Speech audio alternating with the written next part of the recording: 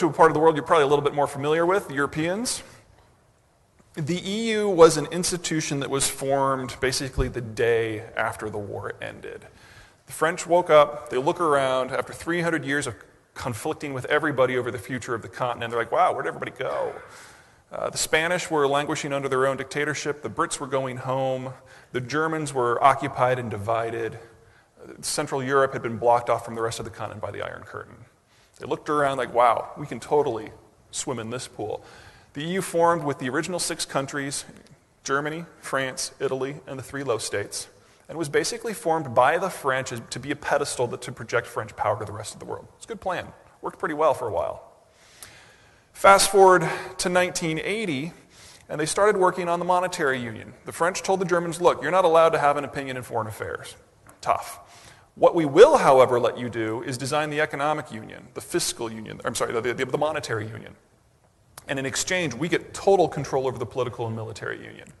French did as they were told, designed the euro. Now, what the euro did is kind of fun, because you've got all of these rivers in Europe, particularly Northern Europe. They're all navigable, but they're not interconnected.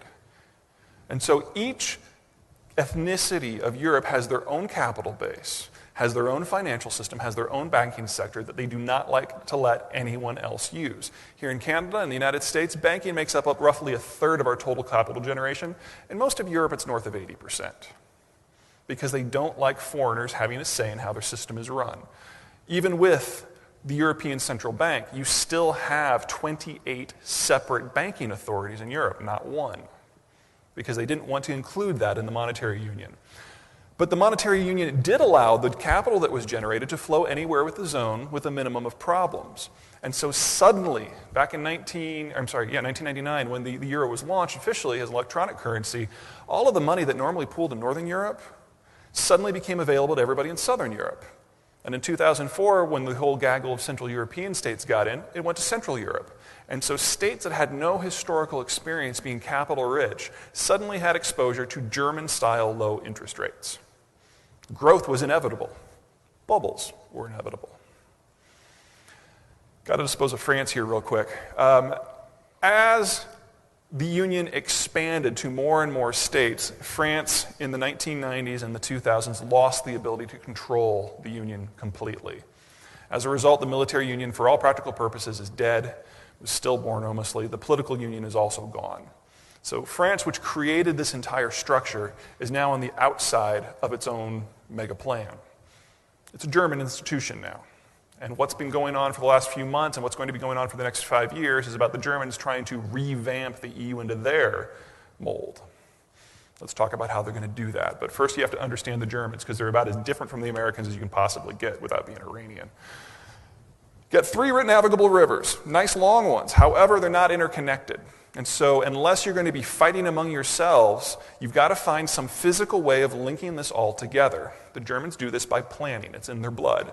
The Autobahn, the canal system, all came out of this.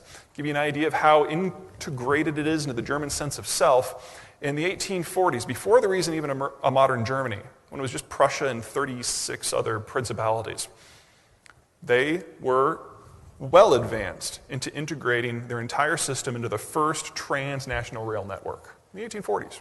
Not bad. For comparison, in the 1840s, the United States was having a national debate over whether or not we should build a second road. Some of us plan more than others.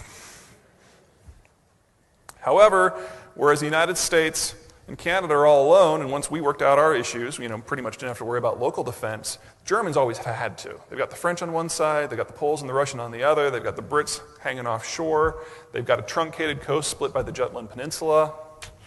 Kind of a tough neighborhood.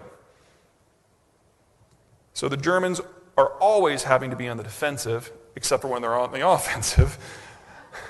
And as a result, we had NATO in the EU, designed explicitly to constrain German options and force them into the center of an alliance structure where they were not allowed a say in how either one ran. It was great for a while. It allowed the Germans to rebuild. But the Cold War's over. NATO, for all practical purposes, is a rapidly dwindling institution from the European point of view, particularly from the German point of view. So, the Germans have to plan. They also are up against a deadline. Demographically, they're in a situation somewhat similar to you folks, just a little bit younger, but a lot fewer young people. For now, this is great. Like you, they have remarkably low cost of capital. However, as soon as those people retire, they're going to be facing the same problems that the Canadians will be. But a couple other quirks that make this a lot more important for them. Right now, that red band in the middle is at the height of their productive capacity. They are exporting like mad because nobody can keep up with them. And because they're tied in with the rest of the Europeans, particularly the ones that are having financial problems right now, the euro's not going through the roof like the Canadian dollar is. Nice situation if you're Germany right now. You can export, under the worst of situations, the Germans are organized enough, have the capital base, have the industrial base, have the educational system to compete with anyone anywhere. Now they're doing it with a weak currency. Not bad. But they know they're on borrowed time. The Poles have the same damaged demographic of most of the former Soviet satellites, but they do have a young bulge in the 20-somethings, which means that those people can have kids. You can regenerate the capital base over the long term.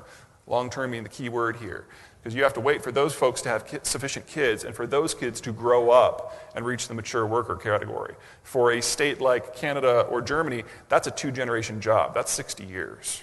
For Poland, it's only 30. But the Poles and the Germans both know that if you take the same amount of money, apply it to Poland, your rate of return on your capital is going to be so much higher because they're so much further down on the scale in terms of skills of production. Also, you can pay young people less, which I definitely do for Gen Y. Okay. Let's talk about the German plan. Part 1 is to make sure that nobody in Western Europe has the industrial base capable of challenging you in the long term. This is the impact that the Eurozone has had on the trade structure of Europe. By putting everybody into the same zone, everybody has to compete with the Germans by the Germans' rules, and that's just impossible. So over the course of the last 10 years, you've seen the trade balance shift, with the Germans taking an ever larger piece and the French losing out. Over the course of 10 years, it's been a 5% shift in terms of total EU exports, both internal and external. That might not sound like a lot, but bear in mind that over 10 years, that's 600 billion euro of business that the French have lost and the Germans have gained. Part 2, do this to the labor pool as well. What we have here is unit labor costs going back for the life of the euro. You'll notice the Germans, that bottom purplish line, has barely budged. It's only about 5% higher than it was. The Germans include labor in negotiations, part of their planning model. It's a corporatist system. Labor, capital, government, the military all sit around the table for all major planning. And so they find ways of compensating the labor force that doesn't necessarily impact the bottom line. All your dotted lines up there are the pigs. The only way that Portugal, Ireland, Spain, and the rest have been able to compete with the Germans is by taking out loans to basically cover the difference. That's great for a while, but eventually you find yourself indebted to Germany. Now, the Germans obviously want to get paid back. Get to that in a second. Next, you got to take care of the Polish problem. The Germans want to make sure that 10 years from now, the Poles are not instantly able to step into their shoes. So the first thing they do is absolutely hobbling them with regulations. I think you guys here can probably relate to that a little bit. The quote there says, this is an EC directive listing regulation sizes for molecular structures. There are over 150,000 pages of EU regulation that every new EU state had to adopt on day 1 of membership. It has absolutely crushed entrepreneurial efforts across Central Europe. You're seeing huge swaths of the economy in places like Romania, Bulgaria, and Estonia sliding into the black market because they simply cannot afford to start a business in such an environment. All of these regulations were designed for heavily industrialized, technocratic economies, not for the places that are further east, that are still moving up the development scale. Next, the Germans are putting requirements on the new members that the new members really can't afford to pay for. For example, switching everything over to natural gas as opposed to coal. Right now, Poland gets about 90% of their electricity from coal. EU directives, environmentally based, are designed to make Europe as a whole a cleaner place. Laudable goal. However, the Germans are not providing any money for this. So the Poles and the rest are going to have to dig into their own pockets for scarce capital that they don't have, or borrow it, in order to meet EU regulations the Germans are forcing on them but not paying for. Again, that might sound familiar to some of you. Next, the CAP, the Common Agricultural Policy. It's the most sophisticated and expanded network of agricultural subsidies in the world. France, the day before all those new members joined, got 1 out of every 5 euros. France today gets 1 out of every 5 euros, despite the fact that there's more farmers in Poland than there is in the rest of the Western European countries combined. They want to make sure, the Germans want to make sure that Central Europe is as starved for capital as possible, whereas they realize that that money going to France is the political price of continued French partnership. And then there's bailouts. Let's talk about the bailouts. The Germans want to make sure that their money is paid back. But there's no point in doing a government bailout of the southern European states if you're going to use German taxpayer money to pay back a German taxpayer loan. I mean, that's particularly ridiculous, and even by European standards, that's not going to happen. But the Germans have to have a way to make sure that the system doesn't blow apart in the next 10 years. They've got to make sure that it holds for long enough that they can actually take over. They know that if they commit to any sort of money payments now, that 10 years from now they probably won't be able to afford it. The demographics can't support it. So, what are they going to do? European Financial Security Fund. The Europeans love their acronyms almost as much as the American military. States guarantee the debt. They don't actually provide money. They simply provide a state guarantee to any bonds that are used to help fund the bailouts. Additionally, it's not an EU institution. This was not an addendum to the treaty. They're not planning on making that. This is a German-led private bank headquartered in the bank secrecy capital of Europe, Luxembourg, run by a German, shocker. Not an EU law. They don't even have to have a council meeting. They don't even have to have an ECB meeting. The Germans just call up Klaus Regling and it's like, hey, we need $12 billion. Can you get that? Okay, no problem. And here's how they do it. You guys remember the liquidity things that the ECB, the Bank of Canada, and the U.S. Fed Reserve were doing back during the crisis in 08, 09? Basically, banks were scared to lend to each other. So any company that could put an asset on hold as collateral with their central bank could get a liquidity loan to carry out their normal operations. It was designed to prevent a complete liquidity shutdown. In the United States, this was about $60 to $90 billion at any given time, and it lasted for about 6 months, and then it was phased out. In Europe, it was 900 billion euro, and it was not phased out until only about 4 to 6 months ago. Fun. That's how they're funding the bailouts, liquidity loans. What you do is you take an asset, you put it on hold with the European Central Bank, they give you a liquidity loan. You then go and buy a sovereign bond. You then take that sovereign bond and give it to the European Central Bank in order to get a liquidity loan. Now, anywhere else in the world, this is called printing currency. In Europe, it's called solidarity. But if this collapses, if the German plan fails, the Germans aren't out a dime. Because it'll just take the euro down with it. Germans are fine. Clever, clever, clever. Fourth plan, bailouts. Now, bailouts follow, they're rough. I mean, they're modeled off of the IMF. They're not the kind of thing that you want to engage in if you can't help it. Everybody knows that Greece and Ireland had to go down. That was pretty obvious. But then you get to an interesting thing here. What we have here is a chart of debt maturities as they come due. And for Belgium, which is the state we're talking about, they're running a budget deficit right now, so they simply have to refinance everything that comes due. You can see that there's some months with some pretty big problems coming up. Incidentally, Portugal had 4 that were about this size in January, February, March, and April. That's why they needed the bailout just recently. Belgium's the next most dangerous state in this regard. But the fun thing is these little hashes here, the ones that are under 1% that go kind of all the way down, none of those were there in March. They had to borrow money to pay off a couple of these that came due earlier in the year. And no one would let them borrow for more than a 12-month bond. And so they did 3-month, they did 2-month, they did 30-day.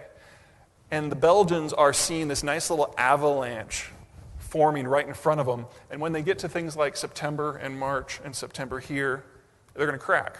And we're going to have a Western European state that goes into default unless it gets a bailout. Once Belgium goes down, all bets are off. We think Austria will be next. What we've got here is a chart, half of which you'll probably recognize. The blue lines are debt, total state debt as a percentage of GDP, a number that you guys have probably seen lots and lots and lots.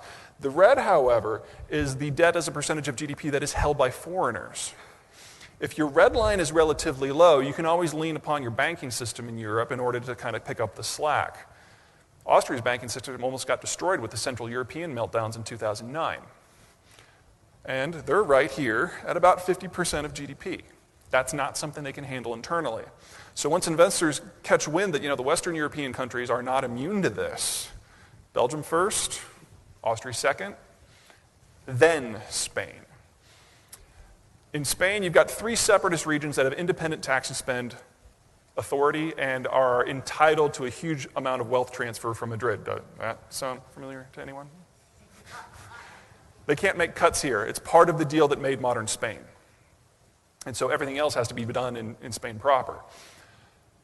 Banking sector is going to cost them dearly. About half of the Spanish banking sector by volume is, for all practical purposes, defunct. If it was in Canada or the United States, let me rephrase that. If it was in the United States, we would have closed them down. If it was in Canada, you probably just would have locked them up and laughed. You guys have the best banking sector in the world right now. These 2 guys, however, are the exception. These are some of the best banks in the world. They do very well here in Canada. I personally bank with BBVA. They make up half of the Spanish banking sector. So when people say Spanish banks crap, true, except for these 2. So don't put them all in the same basket. But when the others eventually do crash, and they will, it's going to raise the debt load in Spain by 10 to 15% of GDP, more than enough to put them into the bailout zone. The real problem, though, is demographic. Everybody knows that Spain is the economic success story, consumption-driven growth, right? Well, that's because of this group, which 10 years ago was down here consuming like mad. As these folks age, as they become more mature workers, Spain is going to be facing a capital crunch. A consumption crunch, which is going to enervate growth, which means GDP growth will fall. These guys simply can't consume enough. So we definitely see Spain going down that road. We just don't see them going down next. Not this year, maybe not even next year. It's inevitable, it's just not imminent.